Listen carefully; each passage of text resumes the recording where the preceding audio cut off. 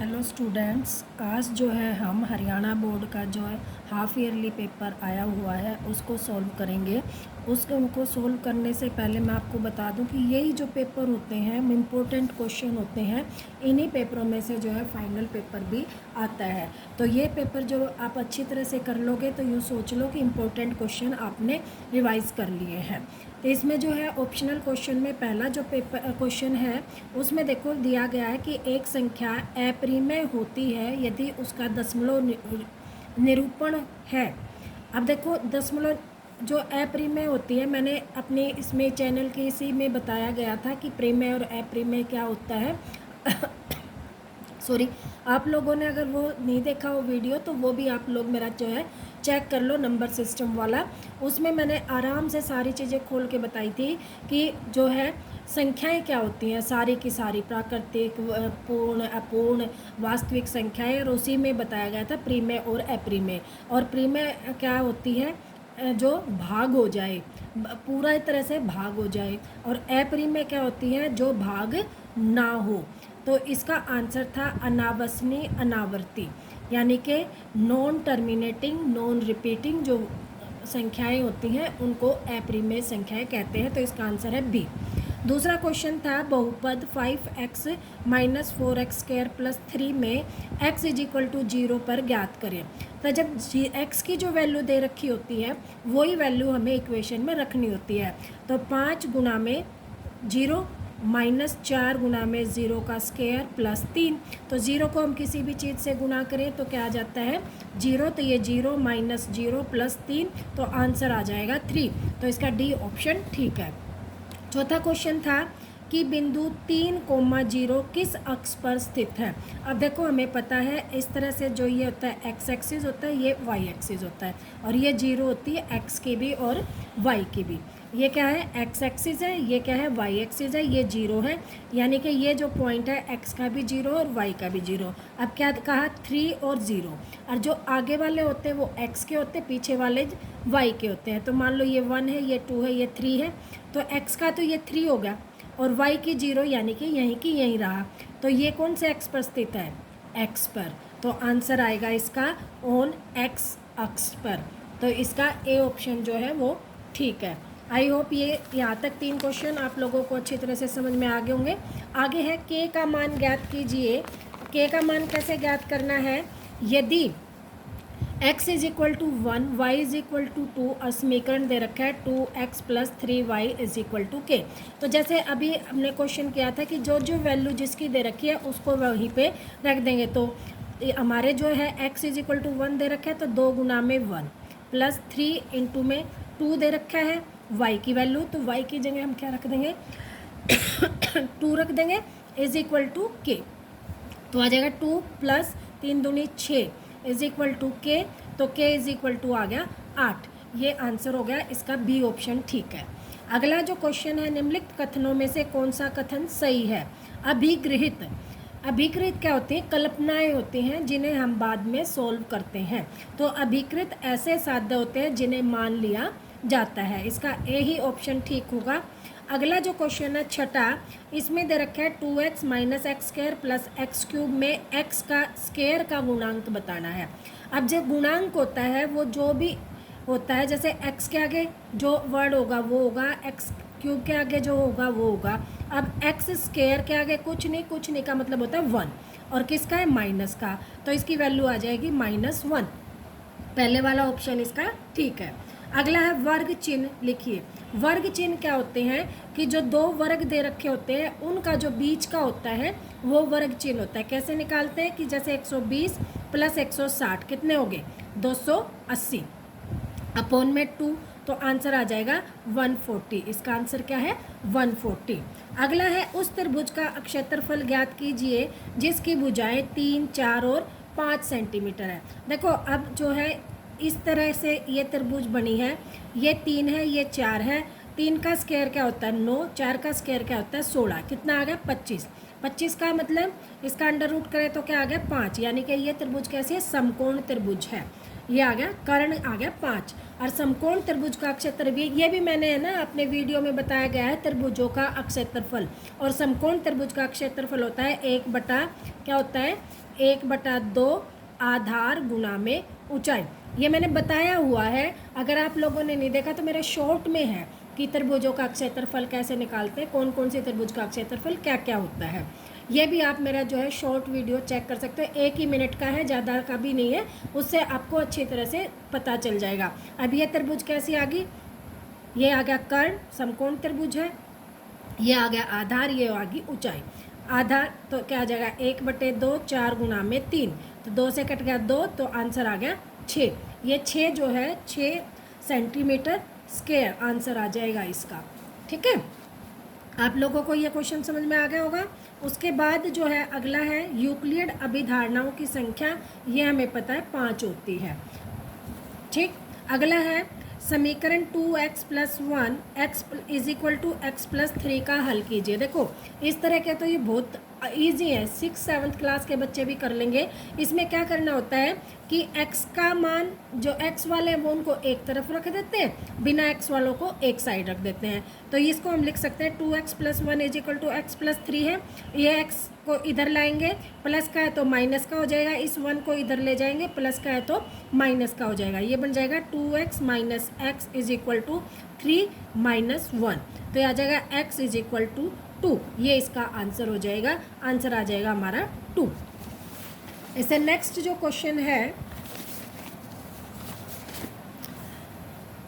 अभिगृत कथन ए और कारण आर को पढ़कर नीचे दिए गए विकल्पों को चुनिए। अभिकथन क्या है, बिंदु -7 -9 तृतीय चतुर्थांश में स्थित है। और अगला कारण है एक बिंदु जिनके दोनों निर्देशांक ऋणात्मक हैं तृतीय चतुर्थांश में स्थित होते हैं। अब देखो चतुर्थांश क्या है, ये देखो ये हमारा क्या होता है x एक्सिस, ये हमारा क्या होता है y एक्सिस, और ये होती है 0। तो जो हमारे राइट हैंड साइड वाले होते हैं वो किसके होते हैं, प्लस के, और जो ऊपर है y का ये प्लस का, y का जो नीचे है ये माइनस का, और x का जो लेफ्ट में है वो माइनस का। अब देखो दो जो हैं ये फर्स्ट चतुर्थांश, ये सेकंड, ये थर्ड और ये फोर्थ, ये हमारे चतुर्थांश हो गए। ठीक है, अब क्या है कि दोनों माइनस के, x भी माइनस का y भी माइनस का, कहाँ पे है, यहाँ पर है। तो ये कौन सा चतुर्थांश है, थर्ड। तो इसका जो है आंसर देखो दोनों x भी और y भी दोनों तो किस में है, देखो x भी माइनस का y भी माइनस का, दोनों माइनस के हैं। और यही कह रहा है कि जब दोनों माइनस के होते हैं तो वो कौन सा होता है, तृतीय होता है। तो इसके दोनों ऑप्शन ठीक हैं, तो ए जो है इसका आंसर आ जाएगा। ठीक है, अगला जो क्वेश्चन है वो है कि प्रत्येक पर्सन के 2 अंक है, 2 अंक वाले शुरू हो गए 12वें क्वेश्चन से। इसमें क्या दे रखा है कि 3/√7 + √2 में हर का परिमेयकरण कीजिए। हर का परिमेयकरण का मतलब होता है कि जो नीचे वाला है उसका हमें उल्टे करके उसी से हमें गुणा करनी होती है, उसी से हमें भाग करना होता है। यानी कि √7 - 2 से हमने गुणा करनी है और √7 - 2 से हमें भाग करना है। तो हम इसको इस तरह से लिख सकते हैं कि √7 - 2 से गुणा कर दी और इसी से भाग कर दिया। तो ऊपर आ जाएगा 3 √7 - √2 और नीचे आ जाएगा देखो a √7 b, और ये प्लस का निशान है और ये किसका है, माइनस का। और ये फार्मूला क्या होता है, दोनों को अगर ब्रैकेट में कर दिया जाए तो बन जाता है a² - b²। तो यहाँ आ जाएगा √7 का स्क्वायर माइनस √2 का स्क्वायर। ठीक है, अब इसको हम लिख सकते हैं ऊपर यू का यू रखेंगे। अब इसकी मल्टीप्लाई क्यों नहीं करनी, देखो ये 3 जो है बिना अंडर रूट का है और ये किसके, अंडर रूट के। अगर ये अंडर रूट का होता तो हम इसकी अंदर मल्टीप्लाई कर देते हैं। अब ये बिना अंडर रूट का है तो इसकी मल्टीप्लाई हम अंदर नहीं करेंगे, इसको एज इज छोड़ देंगे। और यहाँ पर क्या होगा, स्क्वायर से अंडर रूट कैंसिल हो जाएगा तो ये 7 आ गया, यहाँ से स्क्वायर से अंडर रूट कैंसिल हो जाएगा तो ये क्या आ गया, 2। आंसर हमारा आ जाएगा 3 √7 - √2/5, ये इसका आंसर होगा। ठीक है, ये क्वेश्चन हो गया। अगला जो क्वेश्चन है उसमें कह रहे हैं गणित की परीक्षा में 17 छात्रों ने द्वारा प्राप्त अंक 100 में से जो है 17 छात्रों ने ये अंक मिले। डेटा का परिसर ज्ञात कीजिए, रेंज ज्ञात करना। रेंज क्या होता है कि कहाँ से कहाँ तक बच्चों ने नंबर लिए। तो सबसे जो छोटा होता है मिनिमम और जो मैक्सिमम नंबर होते हैं उनका डिफरेंस जो आ जाता है वो रेंज आ जाती है। तो यहाँ पर जो मैक्सिमम है वो 100 नंबर है और मिनिमम देख लो सबसे कम कहाँ कितने हैं 41। तो हम क्या करेंगे 100 माइनस 41 कितना आ गया 59। देखो इसको हम लिखेंगे ऐसे कि पहले इसको अल्फ़ाबेटिकली या इसको सबसे 41, फिर क्या है 48, फिर क्या है 49, उसके बाद कितने नंबर हैं 49 के बाद 66, 64, 65, 66, फिर क्या है 68, 72। इस तरह से हम इसको अल्फ़ाबेटिकली लिखेंगे तो लास्ट आ जाएगा हमारा 100। मैक्सिमम कितने हो जाएंगे 100 और मिनिमम क्या हो जाएंगे 41। तो अधिकतम माइनस न्यूनतम, तो 100 माइनस में 41 हमारा आंसर आ जाएगा 59। ठीक है, ये क्वेश्चन भी हो गया। अब जो नेक्स्ट क्वेश्चन है वो क्या है 13वां है, ये 14वां क्वेश्चन। 14वें क्वेश्चन में क्या दिया गया है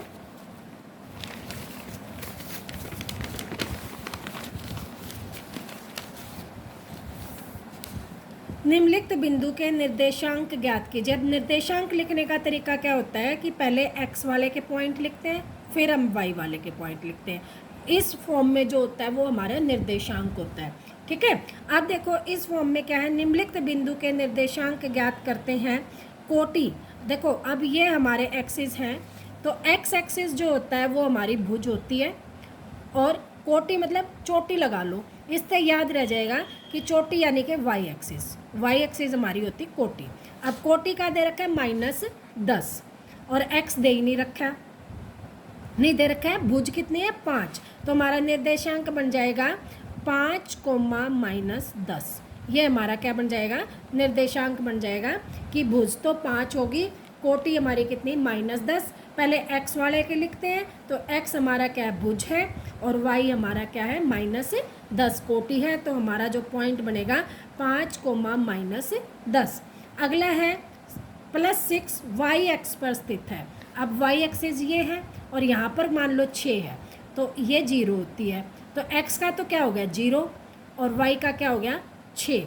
तो हमारा जो अगला पॉइंट हो जाएगा वो क्या हो जाएगा 0 और 6। ये आंसर इस वाले का होगा, ये आंसर इस वाले का होगा। ठीक है, इस तरह से ये क्वेश्चन जो है, आई होप ये क्वेश्चन भी आप लोगों को समझ में आ गया होगा। अब जो है 3 नंबर के क्वेश्चन हैं, 3 नंबर का एक ही क्वेश्चन करते हैं ताकि वीडियो लंबी ना हो और आप लोग जो है आगे से इस वीडियो को ध्यान से कर लें।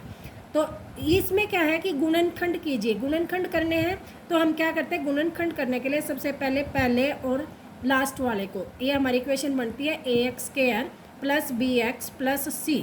ये हमारी गुणनखंड की इक्वेशन होती है द्विघात समीकरण की।